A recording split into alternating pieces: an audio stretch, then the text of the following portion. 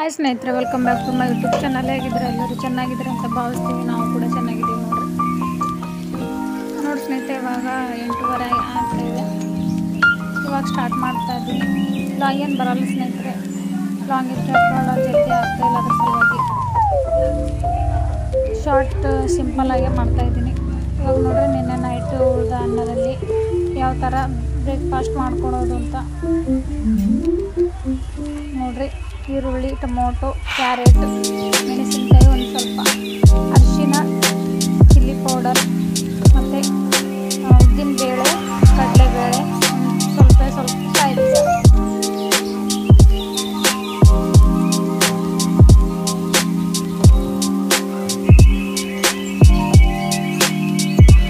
ಸ್ವಲ್ಪ ಒಣಗಿದ ಕರಿಬೇವು. ಚೆನ್ನಾಗಿ ಅದು ಅನ್ನ ಉದುರಿ ಕಲಿಸ್ಕೊಂಡು ಎಣ್ಣೆ ಸೇರಿಸ್ಕೊಂಡ್ಬಿಟ್ಟು ಜೀರಿಗೆ, ಸಾಸಿವೆ, ಉದ್ದಿನಬೇಳೆ, ಕಡಲೆಬೇಳೆ, ಒಂದು ಸ್ವಲ್ಪ ಕಾಯಿ ಬೀಜ ಇಷ್ಟನ್ನು ಸೇರಿಸ್ಕೊಂಡ್ಬಿಟ್ಟು ಚೆನ್ನಾಗಿ ಮಿಕ್ಸ್ ಮಾಡಬೇಕು ಸ್ನೇಹಿತರೆ.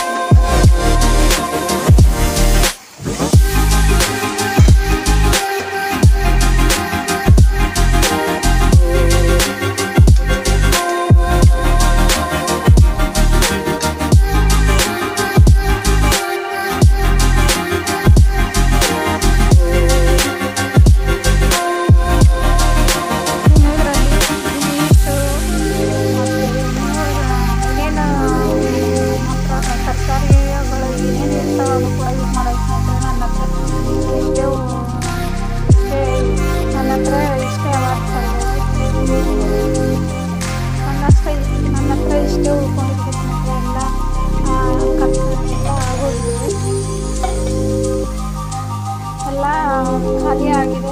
ಅದ್ರ ಸಲುವಾಗಿ ಎಷ್ಟಿತ್ತು ಅಷ್ಟರಲ್ಲೇ ಮಾಡ್ತಾಯಿದ್ದೀನಿ.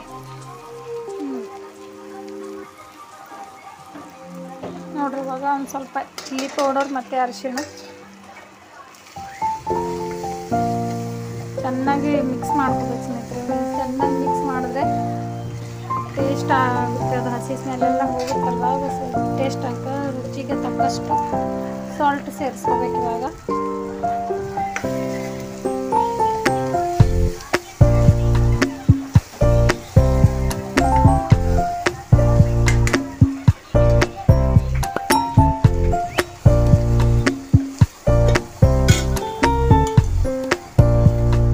ನಿಂಬು ಕೂಡ ಸೇರಿಸ್ಕೋಬೋದು ಸ್ನೇಹಿತರೆ. ನಾನು ಅನ್ನೇನು ಸ್ವಲ್ಪ ಅದಲ್ಲ, ಟೊಮೊಟೊನೇ ಬರೋಬ್ಬರ ಆಗುತ್ತೆ ಅಂತ ನಿಂಬು ಏನು ಸೇರಿಸ್ಕೊಂಡಿಲ್ಲ.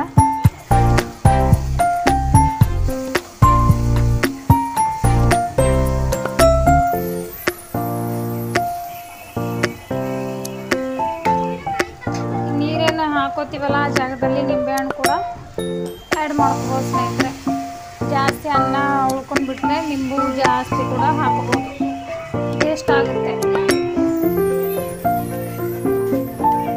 ನಾನು ಸ್ವಲ್ಪ ಅನ್ನ ಉಳ್ಕೊಂಡಿದ್ದೀವಲ್ಲ, ಅದ್ರ ಸಲುವಾಗಿ ಟೊಮೊಟೊನೇ ಸಾಕು ಅಂತ ನಿಂಬೆ ಹಣ್ಣು ಯೂಸ್ ಮಾಡ್ಕೊಂಡಿದ್ದೆ ಸ್ನೇಹಿತರೆ. ನೋಡಿರಿ, 1-2 ನಿಮಿಷ ಮುಚ್ಚಿಬಿಟ್ಟು ತೆಗೆದಾದ್ಮೇಲೆ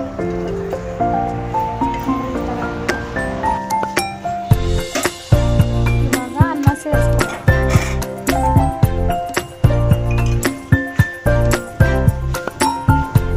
ಚೆನ್ನಾಗಿ ಅನ್ನ ಮಿಕ್ಸ್ ಮಾಡಿಬಿಟ್ಟು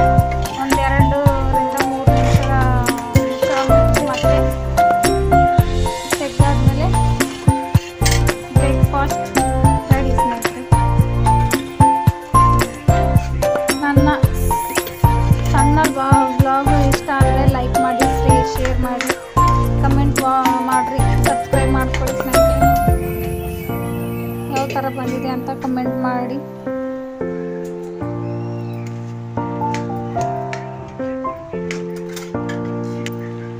ನೋಡ್ರಿ ಇದೇ ಥರ ಚೆನ್ನಾಗಿ ಮಿಕ್ಸ್ ಮಾಡ್ಕೋಬೇಕು ಸ್ನೇಹಿತರೆ.